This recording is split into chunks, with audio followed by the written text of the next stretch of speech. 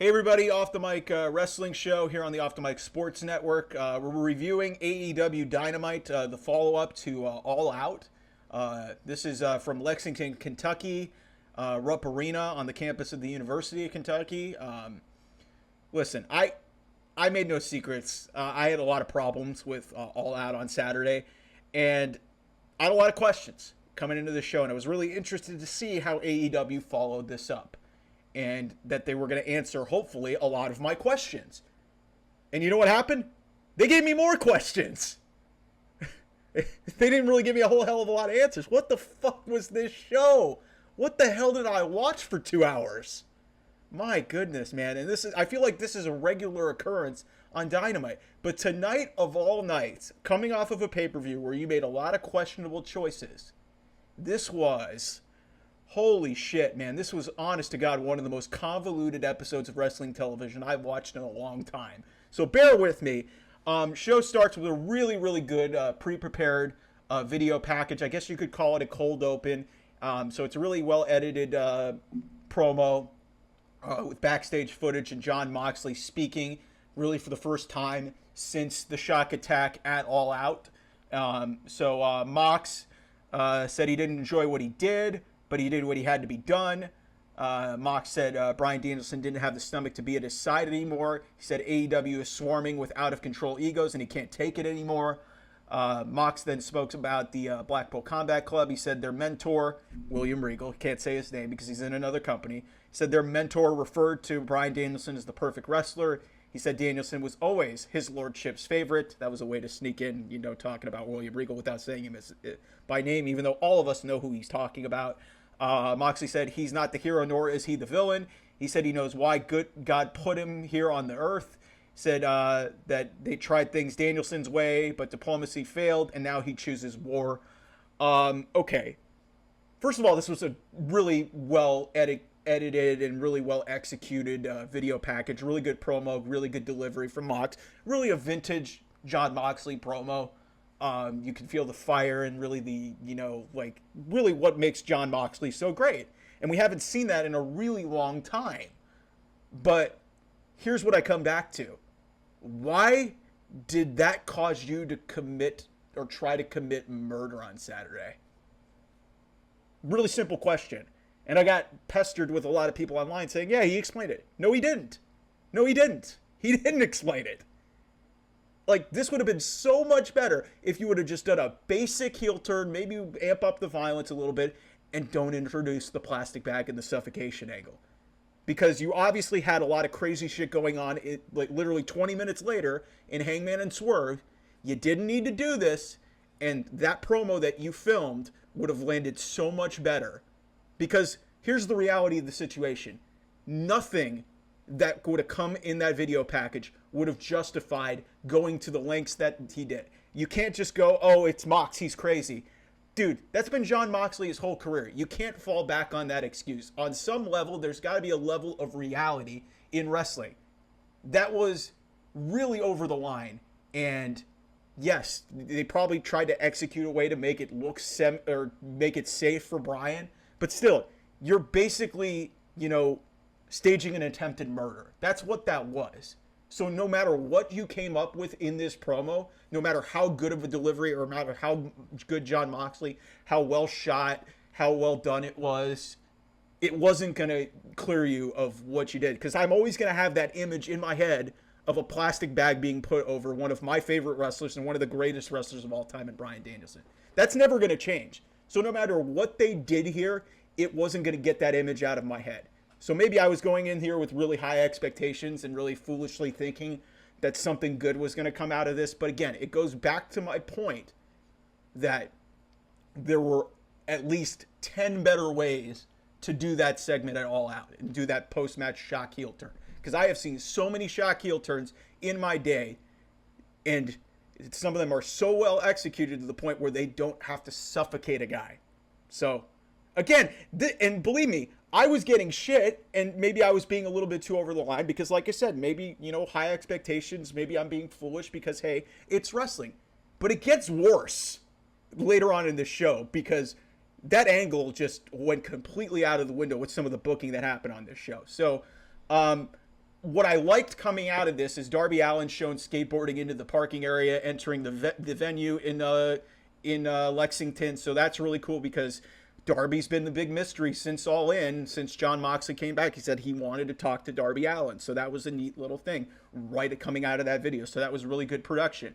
So then Tony Schiavone's in the ring, and he introduces Christian Cage and the Patriarchy.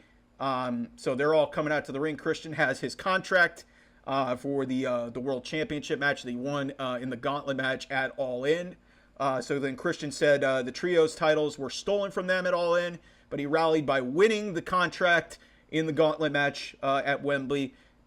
Christian recalled Killswitch grabbing him by the throat for a chokeslam. He said he looked into his eyes and saw what he's been wanting to see from him. He said Killswitch is a monster and a killer, and added that Killswitch belongs to him. We get a big Luchasaurus chant, which pisses Christian off. And Christian says, yeah, his name is Killswitch.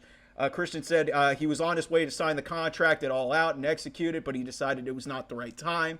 He said he will beat Bryan Danielson so bad that I wish his wife Brie was the one with CTE so she wouldn't be able to comprehend what an embarrassment he was as champion. First of all, I love Christian. That was way too over the line. The guy almost got suffocated to death at the pay-per-view. And now we're making CTE jokes.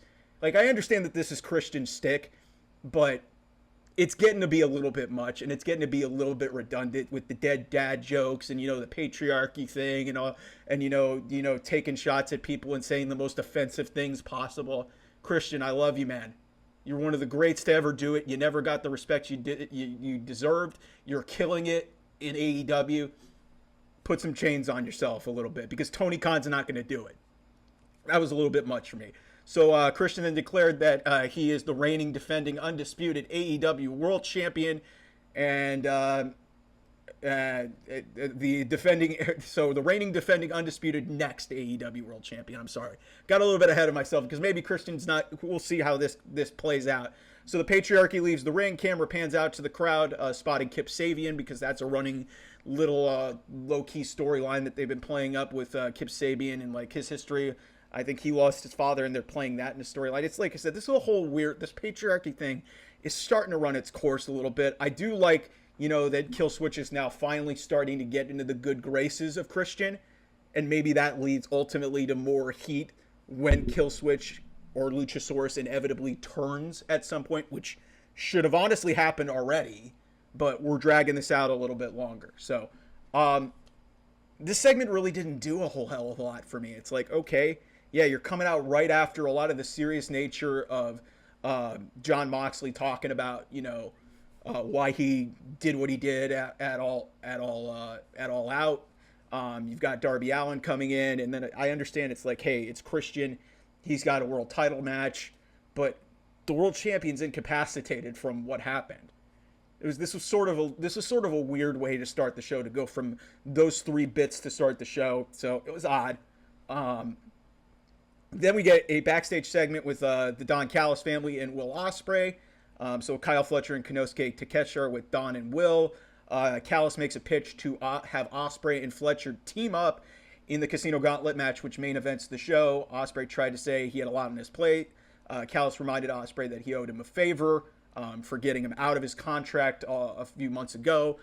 Fletcher said he's tired, and this was a really nice, heartfelt speech from Kyle Fletcher, who I really enjoy. He just loses a lot, so that's the hard thing. He's a young guy, but he's really talented. He's boys with Ospreay, so like Fletcher gives this really heartfelt speech to Will. He said he's tired of coming up so close and not being able to get the job done. Fletcher said there's no one he'd rather win the tag team titles with. Ospreay said he couldn't say no to Fletcher. He hugged him. He gave a handshake and hugged Don Callis. He looked like he wanted to do the same with Konosuke Takeshita, who's just sitting there all grumpy. He's really pissed off. Obviously, they have a history from Revolution, and Takeshita obviously lost the match at All Out, but he's got bigger fish to fry, which we'll get to later on.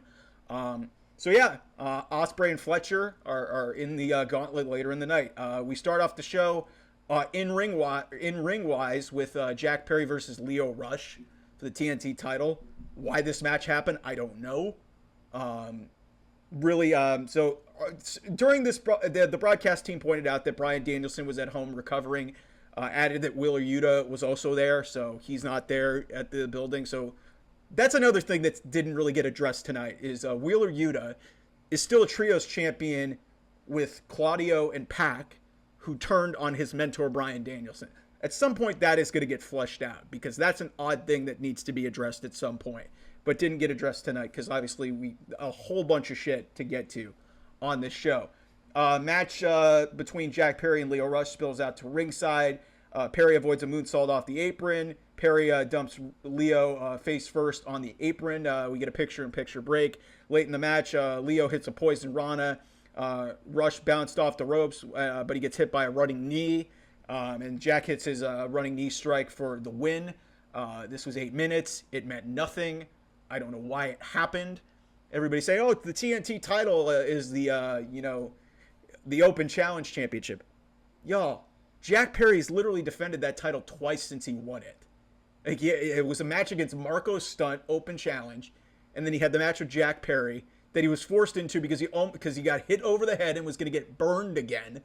And so he has the casket match at All Out, or at All In. And then he has a world title match against Bryan Danielson at the pay-per-view this weekend. And I guess this was just, to give him a win back. Still, this did nothing for me. I like Lio Rush. He's done nothing. This does nothing for either guy. Jack Perry just gets a win. It's almost like, hey, we're going back to the ranking system. Didn't you guys get rid of that? Like, first of all, there's no merit for Lio Rush getting this, and then you're basically saying, oh, Jack Perry just got a win. At least make that title mean something, rather than just give out title matches. What are we doing, man? Really, just weird. And that, like I said, I just came out of that match saying, what are we doing? So then we get Jack Perry walking backstage. He catches up with my guy, Alex Marvez. I've been following Alex, and I've worked with him before. Does a lot of great NFL work. Always great to see him get an opportunity in AEW. Big wrestling fan himself. So Alex is walking and talking with Jack Perry, asks him about how he's feeling after the win, and obviously what happened over the weekend with the loss to Bryan Danielson. Perry said, people like him are crucified in this life so they can be worshipped in the next. He just walks away, gets in his bus, and drives away. Jack Perry, he drove in on the short bus, the skateboat bus, which I guess is his gimmick. It's really hard to take Jack Perry seriously. The guy was Jungle Boy for 4 years. And then immediately when he turned heel, he's, getting punked out by CM Punk. It's really hard to take this guy seriously. I will admit that he's gotten better with promos. But again, it's hard for me to take this guy seriously, knowing the Jungle Boy stuff, and then obviously what happened with CM Punk and the nature of, him being the scapegoat. It's really based off of real life shit, and he's a spoiled kid. So, and then who the fuck says I'm crucified in this life so they can be worshipped in the next? It's like, dude, the fuck are you talking about? That was weird. Then we get a recap of Hangman beating Swerve Strickland in the cage at All Out. I'm glad that they blurred out the hypodermic needle and the chair shot to the head. Good continuity. You didn't show the bag. You did show the bag, but you didn't show it actually going on Bryan Danielson's head. So then we get an interview with Hangman Page. Renee Paquette is speaking with him. She notes about him shoving a syringe in Swerve's face. She asks where Hangman's head is at. Hangman said if he had found 1,000 homes that belonged to Swerve, he would have burned all 1,000 into ash. What a line. He said he punished Swerve for what he did to him and his family. He said he wanted everyone to know that what he did to him what really mattered. He said if you got in the way and stood between me and Swerve and tried to protect Swerve from me, then I will find you and I will hurt you. First of all, before we get to the end of this whole thing, we need more Hangman Page on television. Less Chris Jericho. Hangman Page is one of the best parts of AEW right now. This character metamorphosis in the last year has been a breath of fresh air. It is so wonderful to see this guy. And I know he's still got some shit on him from what happened with CM Punk as well. But Hangman has been fucking awesome in the last year. So give him more TV time. This was one of the best things on the show. This promo was great. So, Paquette, Renee she just yells at Hangman who's walking away after he said, yeah, anybody who Anybody who try to protect Swerve from me, I'm gonna hurt you. So Hangman knocks down a wrestler, an unidentified wrestler. I couldn't make out who it was. He walks by Top Flight, and then he walked over to Dark Order, which was really interesting. Johnny Hungy, John Silver, Alex Reynolds, and Evil Uno. Evil Uno basically, I think, said something. Hey, we don't even recognize you, man. Who the hell are you? Even though Dark Order turned on Hangman a couple of years ago, so whatever. And then we get Jeff Jarrett. Leave it to me enjoying Jeff Jarrett in 2024. In like his late 50s. He's one of the best parts of Dynamite too. This is great. And so Jarrett enters the picture. He said his family had promoted wrestling for 3 generations, and they've seen guys go down the path like Hangman is going down now. Jarrett said they always end up in regret, or full of regret. He said Paige would regret putting his hands on his wife.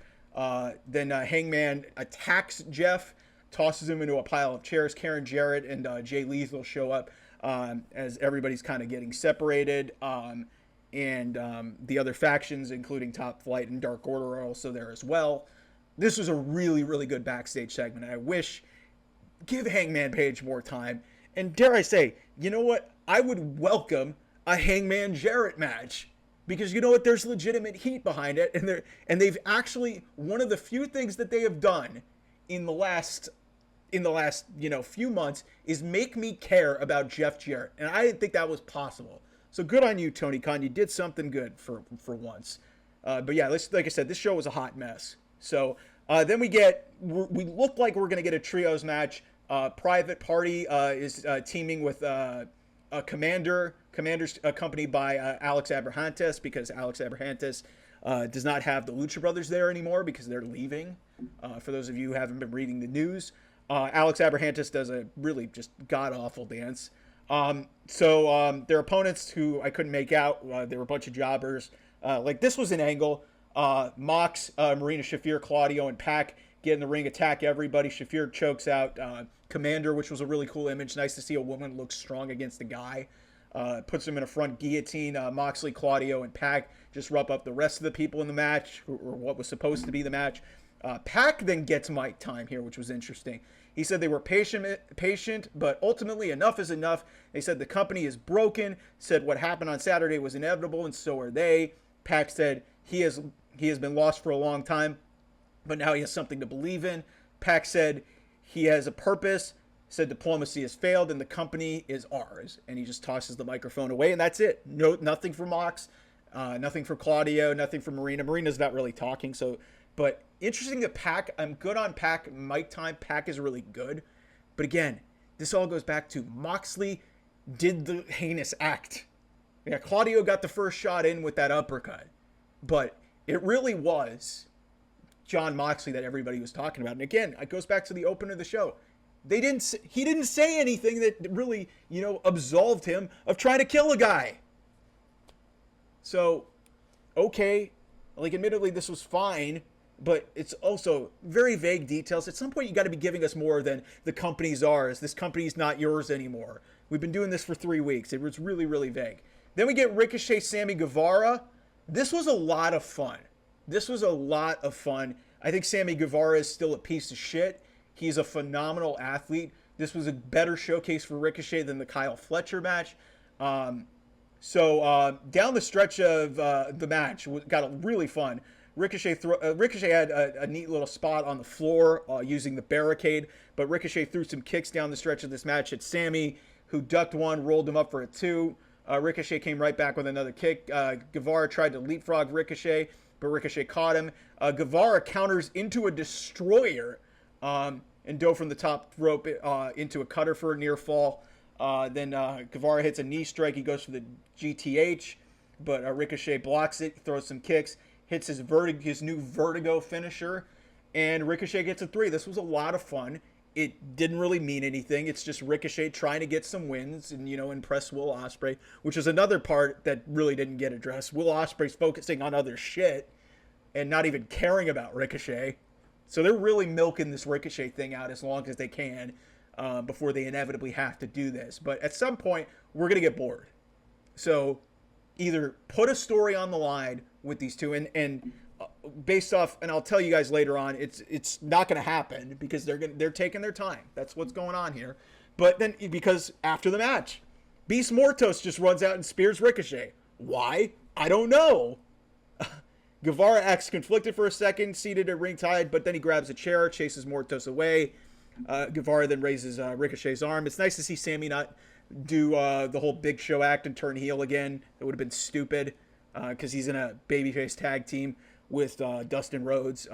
Even if it's a Ring of Honor, it would have screwed up continuity there. But yeah, Beast Mortos, yeah, it will be a cool match, but it's like, yeah, you're just starting to feed people to Ricochet. And again, like I said, at some point we're going to get bored.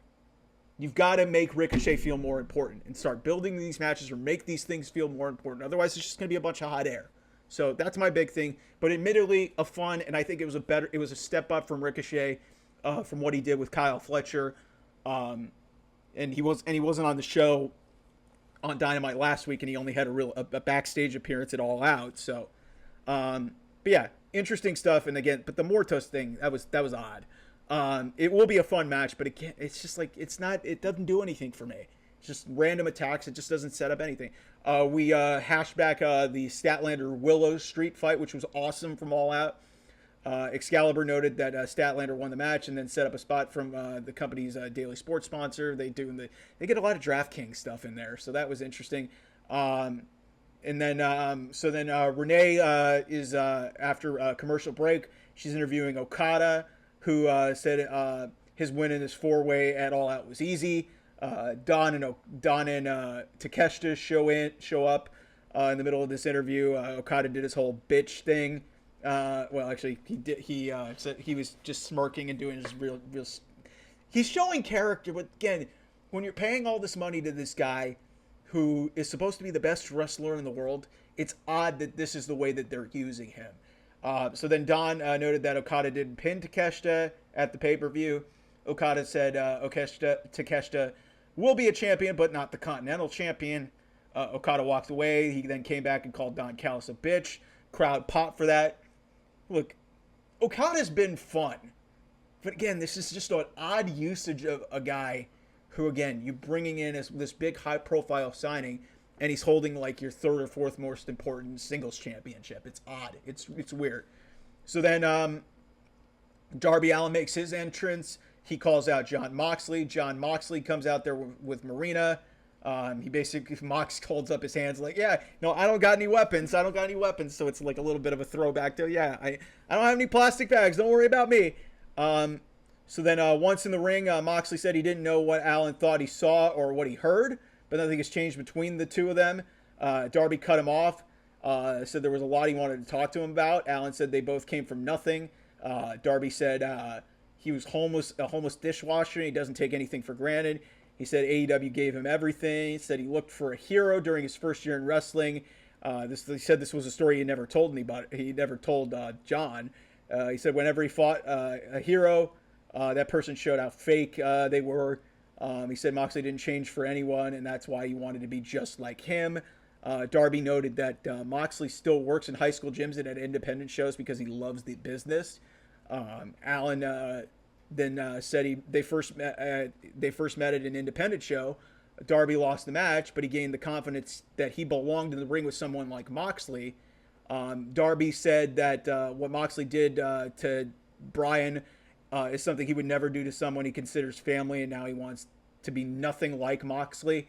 And Darby said Moxley asked Moxley what he wants, which is the whole nature of this conversation.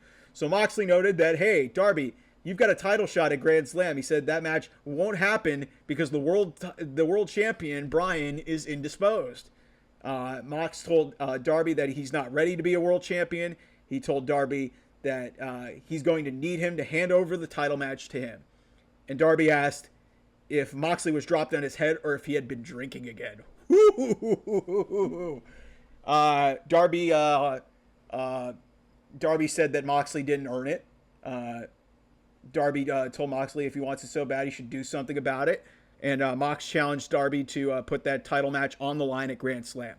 And Mox said Darby will never be AEW World Champion. He said he doesn't like having to say that, but Darby has no idea what's going on. Said the title shot will be his. Mox said he would teach Darby a lesson the hard way. Darby accepts the challenge. He said if Moxley wants to burn AEW to the ground, he shouldn't be surprised when he pulls him into the fire. Darby shoved the mic into Moxley's chest, dropped it. Moxley kept Marina Shafir really cool in this whole thing. She was just looking all angry during the whole thing. Bowed to Darby, and they just left the ring, and Darby leaves the ring. Darby cooked in this segment. He is not a great promo, but he kind of cooked Moxley here. Like, Moxley was just kind of there. The content of it was really odd because, okay, you just want a title match. The champion's indisposed. So a championship match where, Darby won this title match back in July. So this title match has been on the books for close to 2 months. And now it's just off the table because, hey, you did the angle, which, hey, you're selling Brian's hurt. But we'll get there, believe me. There's just so much convoluted about this. But again, I think the star of the segment was Darby Allin. He did really well here. Made it very personal. And he stood and he looked like he belonged in the ring with Jon Moxley. Like, that was impressive. So then this is where it gets a little bit weird. It started to get weird. It got interesting, but then after this, it kind of got weird. So Marvez is interviewing Christopher Daniels. Nigel McGuinness showed up, said he needed a word with Tony Khan. McGuinness told Daniels to trust him because Khan would want to hear what he had to say. Jeez. So then we get a nice little tribute of and you should always be doing this on 9/11. They paid tribute to all the lives that were lost all those years ago. It's a horrible, situation. And every year that we go past this, I just love how America rallies together, and specifically wrestling shows.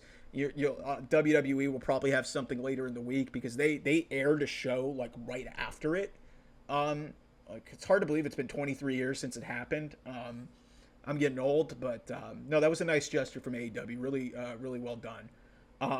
So then we get an eliminator match for the women's championship. Mariah May against Queen Aminata. This stems from the All Out 0 Hour. Aminata is a friend of Sky Blue. Mariah May attacks Sky Blue on the show. Here's my problem with the whole premise of this match: is why did Nyla Rose get a championship match and Queen Aminata doesn't get one? Like, what's the criteria here? I understand Queen Aminata is not a former world champion, but that shouldn't be grounds to being a world champion. At least there was some heat behind this match because Queen Aminata is standing up for her friend Sky Blue. Simple. It's effective. I'm not saying that it needed to be a world championship match, but if you're going to give Nyla Rose a championship match, why can't you give one to Queen Aminata when there's actually more heat behind it? She wasn't going to win, but the inconsistencies in how that was booked just really bothered me. So early on in this match, May's dominant. Out of the picture-in-picture break, Aminata rallies, gets a released German suplex in. Aminata gets a running kick on May, who was seated on the ropes. So she sort of talks to the camera, goes for the cover, gets a 2. Mariah came back with a draping DDT for a 2. Aminata took a little bit of control late in this match, goes for a top rope double stomp, but Mariah avoids. She hits a knee strike in the Storm Zero to get the 3. Harmless match, but again, like I said, the way that they booked this was just odd. You knew Aminata wasn't going to win, but based off the fact that you gave a world championship match away when there was no heat to that other than the fact that, hey, and there's not heat. Like, Nyla Rose is a former women's champion, but okay.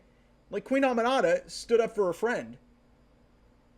At least make it consistent one way or the other. And in my opinion, it should be like this, but then Nyla Rose should also have been an eliminator match as well. Or just don't make it an eliminator match. Just make it women's champion versus another competitor.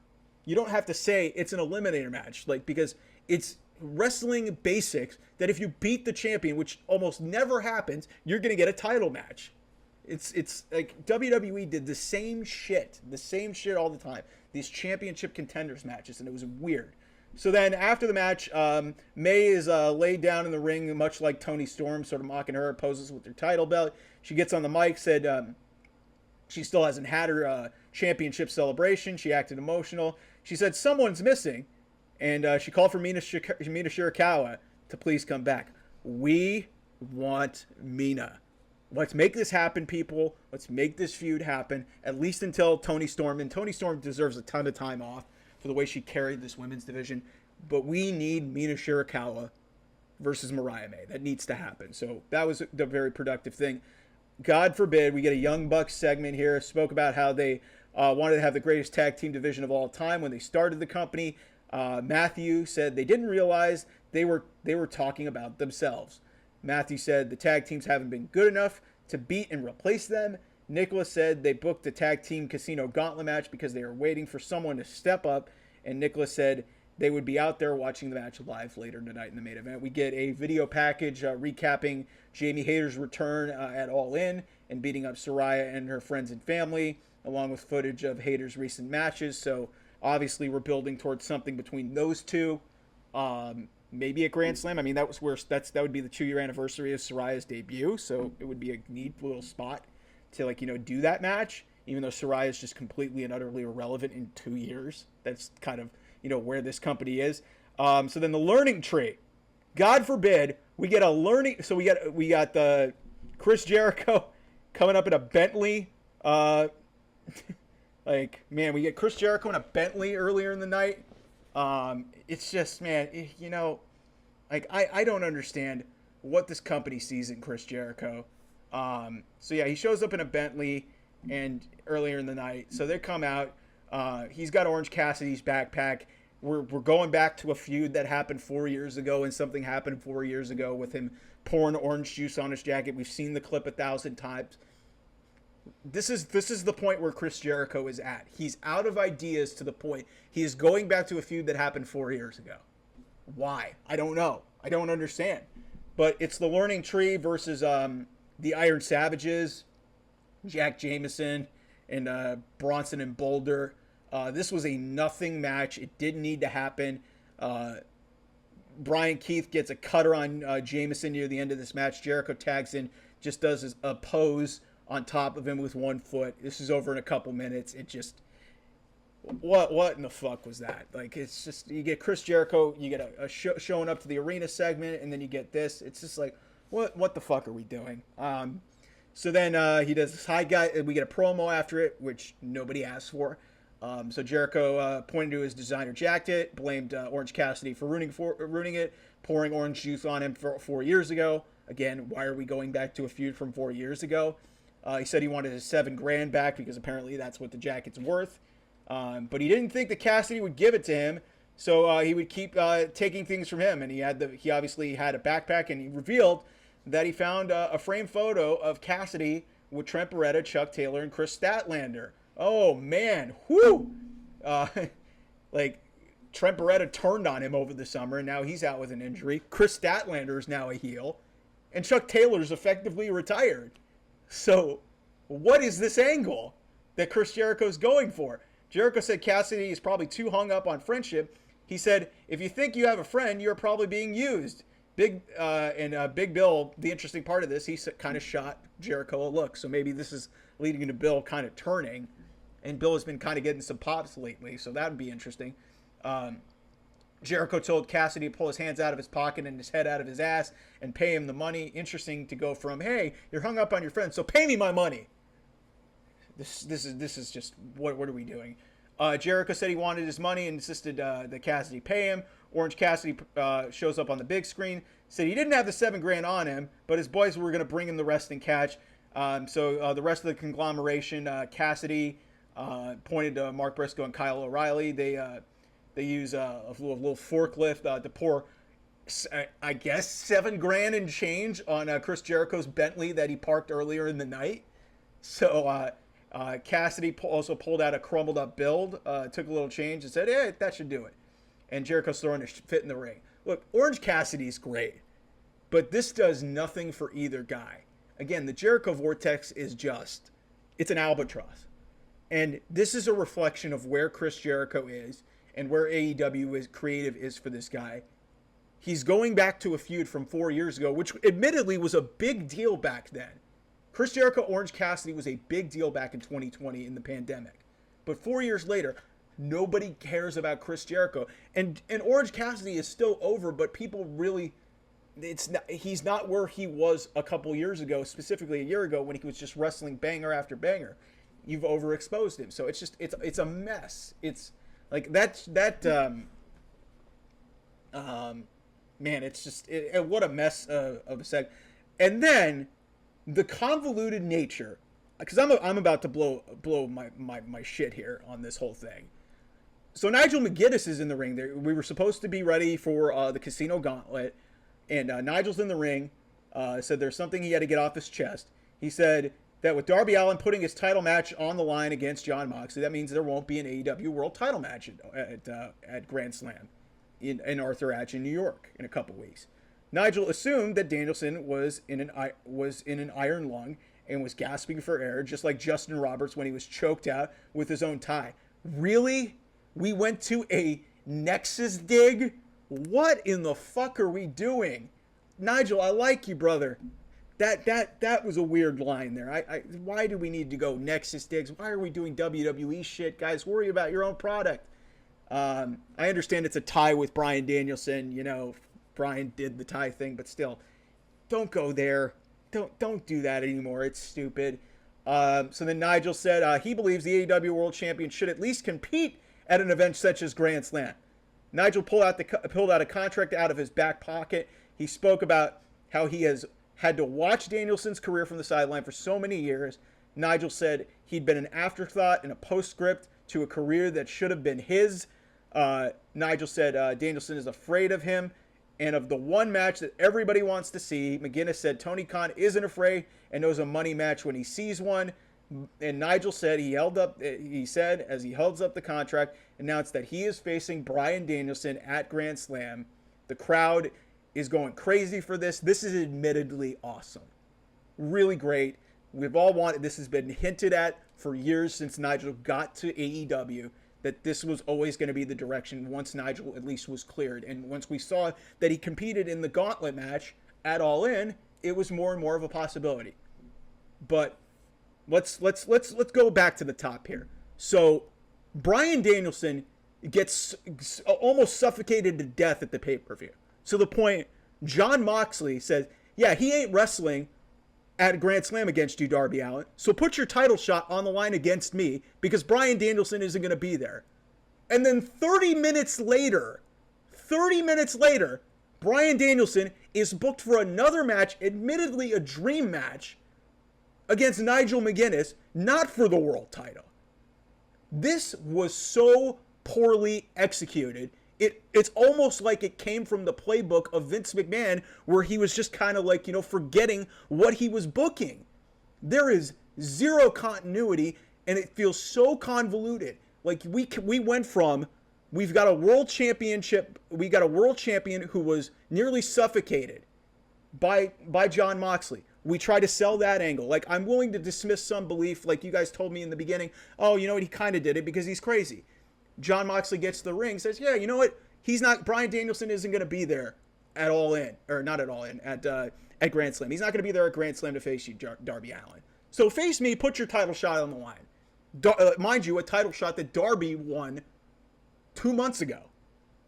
But now, that's off the table, and then 30 minutes later, Bryan Danielson, I guess, is magically okay. They tried to cover it up with the fact, oh, if he's able to compete, well, then why'd you book the match? This was so fucking awful. And I was, at a point where I was like, at some point in the show at the start, I was like, okay, maybe I'm being a little bit too harsh on that opening angle, because it's like, yeah, it's wrestling. They did go over the line. But like I said at the start of the show, there really wasn't any explanation that was going to get them away from saying, okay, this is why I suffocated a guy. They were never going to do that. So I could look past that on some level. But then when you take the title match off the table, say Bryan Danielson isn't defending the world title, and then 30 minutes later, you book him in another match, admittedly a dream match, which I think is fucking awesome. But you change the match, it completely undermined the angle you did on Saturday. It completely undermines the world title. It kind of undermines Darby Allin a little bit, because what the fuck is he supposed to think? You after 2 months of winning that championship match and having multiple title matches stacked on top of each other. Instead of having a world championship match, he's got a match for his title shot against Jon Moxley at a big show. What the fuck was this? Like, my mind was melting. I'm so, Aladdin, I was so ticked off that I'm molting like Iago. What the fuck was that, man? So yeah, Excalibur said, noted that, yeah, Danielson needs to be cleared to compete, but they effectively confirmed this later. And then McGuinness, at the end of this, I sort of jumped to it here. McGuinness questioned whether Danielson would join him for the final countdown, or if we've seen his final match as the American Coward. Obviously, McGuinness will come out to Oasis, which is his big thing. He said the ball is in Danielson's course, and then toss the mic. Again, this was effective. Why would you do this if you weren't planning on doing the match? So it's just a complete, like, disaster, utter disaster of the segment, like, and just completely undermined everything that you'd done, good or bad. It just, what a convoluted fucking mess this was. So then Hook does a little promo talking about how he respects Roderick Strong. He took issue with Strong's buddies attacking him and complaining that Strong's foot was on the ropes. Said it's not the Strong he respects. He wants Strong to try and take the title away from him. I think that match is on the books for Grand Slam, if I'm not mistaken. But they're going to have a match at some point, so okay. And so then we get the main event. It's the Casino Gauntlet match. Dax Harwood and Cash Wheeler start the match against Kyle Fletcher and Will Ospreay. Third entrants are the Righteous, Vincent, and Dutch. Come out to audible silence. These people had like I swear to God, this was the no pop gauntlet match. Nobody cared about half the people in this match. Fourth entrance, Taven and Bennett from the Undisputed Kingdom. Again, nobody cared. So, whatever. Fifth entrance in this match, Acclaimed, Castor and Bowens. This gets a little bit of a pop. Woke up the crowd a little bit. So, cool. Sixth entrance are MXM Collection, Mason Madden and Mansoor. Or Massey and Matsois. Good to see them doing okay with this gimmick, even if it's admittedly kind of goofy. So they show up. We then get the confirmation that, hey, it's Danielson and McGuinness is confirmed. It will happen if Shivani said Tony Khan told him that the match will happen if Danielson is able to compete. But again, they wouldn't be doing that if they didn't think that Danielson wasn't going to be selling the injury. And like I said, it's a work, even if, it was a suffocation spot, which was just crazy. And then obviously you have Darby and Mox for the number one contendership and that title shot. So then we get next entrants in the match are Top Flight, Darius and Dante. Cool to see them in the match. FTR then hits a shatter machine on Bowens. And all the other teams show up and break up the pin. So there you go. Eighth entrance in the match. And I've got to give them respect, even though they took some shots at me because I dared to, I kind of insulted them. And, maybe it was in bad taste, but it was more of a shot at Rampage. Truth Magnum and Turbo Floyd, the Outrunners, come out to a massive reaction. Good for you, boys. You guys are entertaining. You got the Miami Vice gimmick going on. Not the Miami. Well, it's Miami Vice. It's also jacked up dudes from the 80s. It's a fun gimmick. And they have a lot of energy and a lot of fun stuff. So, it's clear as day that from that reaction, the Outrunners should win this match. We know that's not happening because Will Ospreay's in this match, but I'll get down the stretch. So the fans are popping for gets a run of offense. They get a double slam on Dutch. The Outrunners then hit their double elbow drop on Vincent and ended up alone in the ring. Dove onto Vincent and Dutch at ringside. Ninth entrance in the match are the Grizzled Young Vets, my boys. But FTR runs up the stage and attacks them before they can get in the ring. Guys, you're trying to win a gauntlet match. That was a stupid spot. So then in the ring, Turbo Floyd superplexes Mansoor onto a pile of wrestlers at ringside. That's always a cool spot in a multi-man match. Floyd then throws Mansoor in the ring. The Outrunners hit a double team move on Mansoor, and then Floyd covered him. But Vincent pulled him off. And so it breaks up that pin. Later on, Darius hits Vincent with a missile drop kick. Mike Bennett gave Darius a pile driver. Fletcher hits Bennett with a nasty-looking brainbuster. Kyle Fletcher's really smooth and really good. I really enjoy his work. Dante then gets a Hurricane Rana on Fletcher for a near fall. Dante went for a top rope splash, but Fletcher got his knees up. Ospreay then hits Dante with the hidden blade, and Fletcher rolled him up and pinned him. And Will Ospreay, the king of the casino gauntlets, every casino gauntlet that he has been in, which is now 3 of them, the only one that he hasn't been in, there's been 4 of these in 5 months, and that was my other big issue, and why this really, I think, may have been disconnected with the crowd, is like, you've done this match so many times already this year, you've blown the stipulation out. It ruins the novelty of it. Why do you think the Royal Rumble happens once every year? Like, it kind of ruined it. But once Ospreay got in this match and it was announced for it at the beginning of the night, I knew him and Fletcher were winning. Like, I knew that him and Fletcher were winning. Admittedly, cool finish, a lot of cool spots in this thing, but pretty predictable. Really no heat behind it.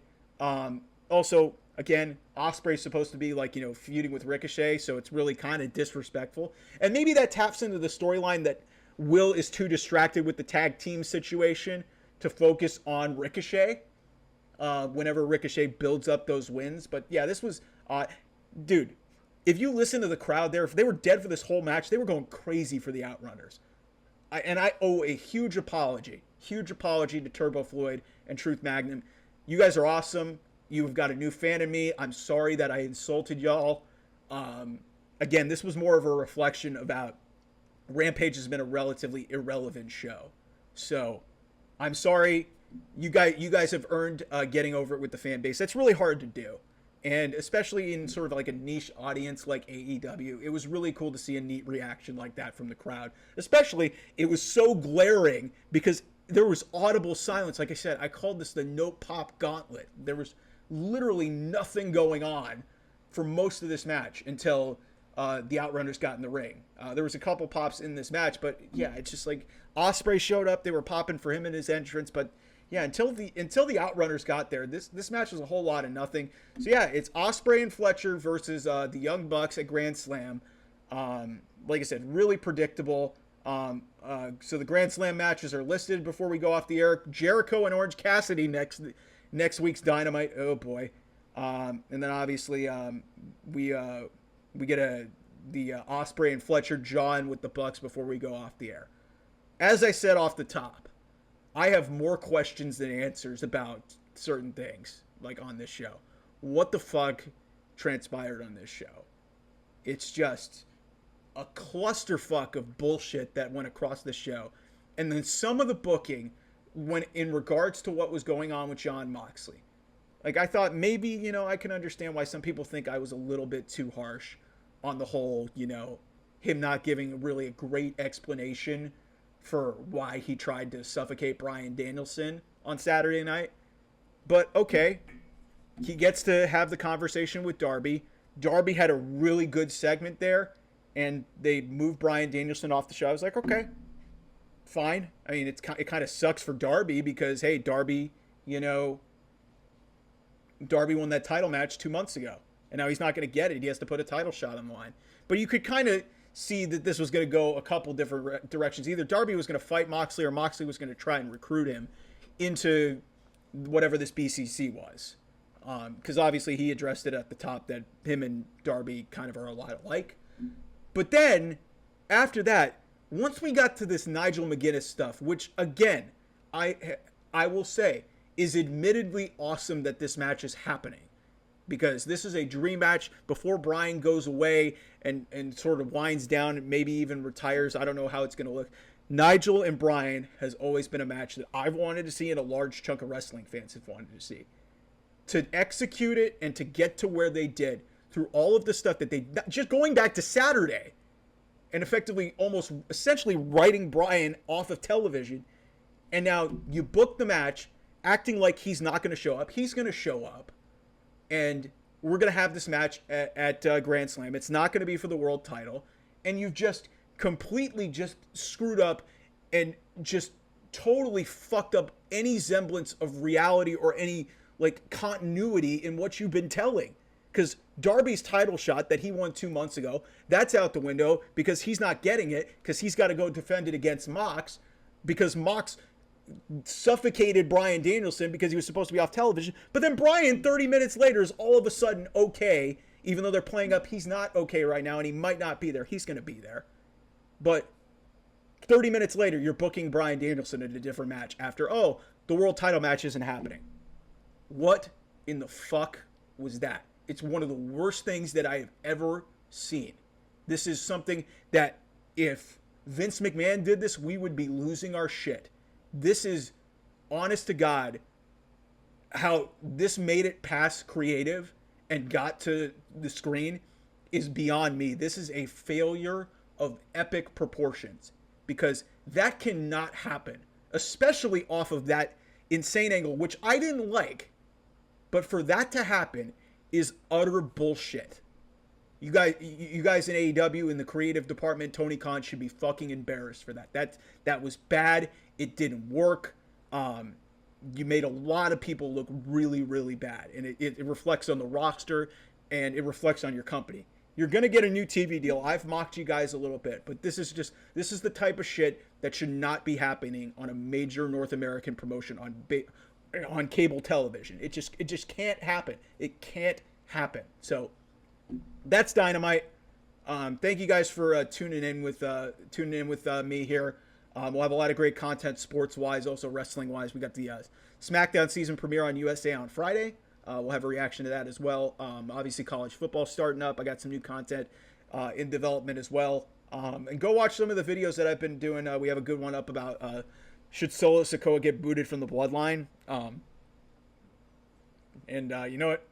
We might have to have some more conversations about maybe they try to salvage this, but man, the AEW sunk themselves really deep with the way that they managed a lot of these storylines, and just the way that this transpired throughout the episode just blew my fucking mind. So like, share, and subscribe. Follow at OT Mike Sports on Twitter. Follow me at Off the Mic 28. Like, share, and subscribe to the channel. Love you guys. Appreciate all the support. Bye-bye.